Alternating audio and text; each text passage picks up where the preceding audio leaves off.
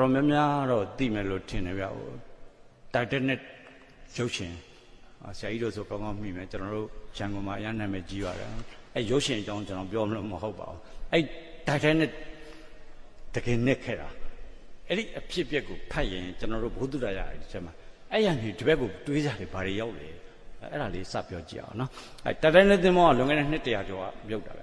အဲ့နှစ်100ကျော်မြုပ်တာဘာလို့မြုပ်လဲဆိုရေခဲတောင်ကြီးတွေကိုဒီကောင်တိုက်တာ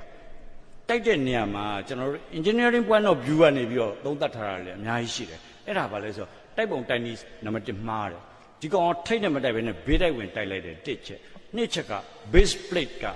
လိုအပ်တဲ့ thickness မရှိဘူး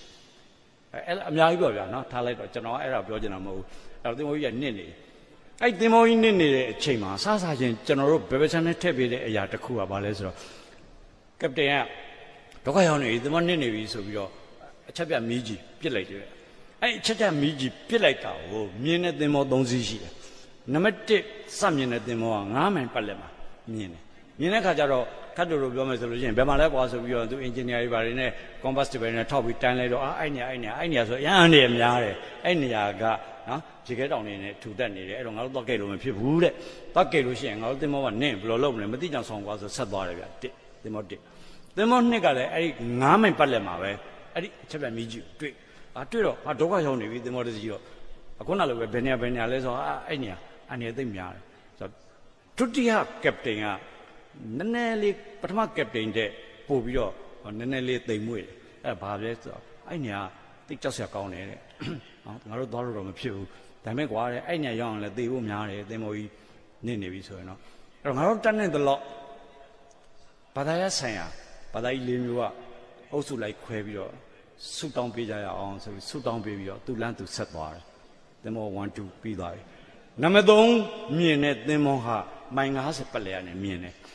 မိုင်90ပတ်လည်ကနေပြီးတော့မြင်တဲ့အချိန်ကျတော့ तू ကဘယ်နေရာလဲအဲ့နေရာဟာအန်ရသိကြီးရဲ့အန်ရသိကြီးဆိုကပတိန်ကဘာဆုံးလဲဆိုအန်ရကြီးတဲ့အတွက်ငါတို့သွားပြီးကယ်ရမယ်ဘာဖြစ်လို့လဲဆိုရင်ငါတို့ကမကယ်ရင်အဲ့ရေတဲ့ခုန်ချရင်လည်းပဲကယ်တဲ့သင်္ဘောအချိန်မီမရောက်ဘူးဆိုရင်ရေခဲရေတမျှအေးတဲ့ရေထဲမှာလူတွေကြသက်မရှင်နိုင်ဘူးအဲ့တော့မြန်ရောက်အောင်သွားရမယ်ဆိုပြီးဆုံးဖြတ်ပြီးသွားတယ်ဗျပြောချင်တာကဒီမှာဘာသာတွေ့လဲဆိုတော့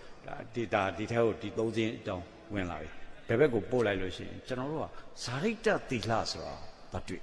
ဇာရိတသီလဆိုတာဘာလဲဆိုရှင်းနဲ့ဇာရိတသီလအဲ့ဒီမှာဗျာဆက်ပြောအများကြီးပဲဘုရားအောင်ဆန်းကသူ့ဘဝမှာ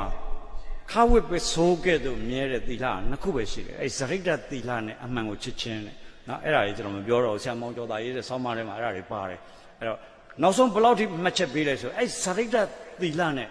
လွတ်လပ်ရေးယူပေးသွားတယ်အဲ့တော့တိတ်ရေးကြီးတယ်ပေါ့ဗျာအဲ့တော့ဒီမှာကျွန်တော်တို့က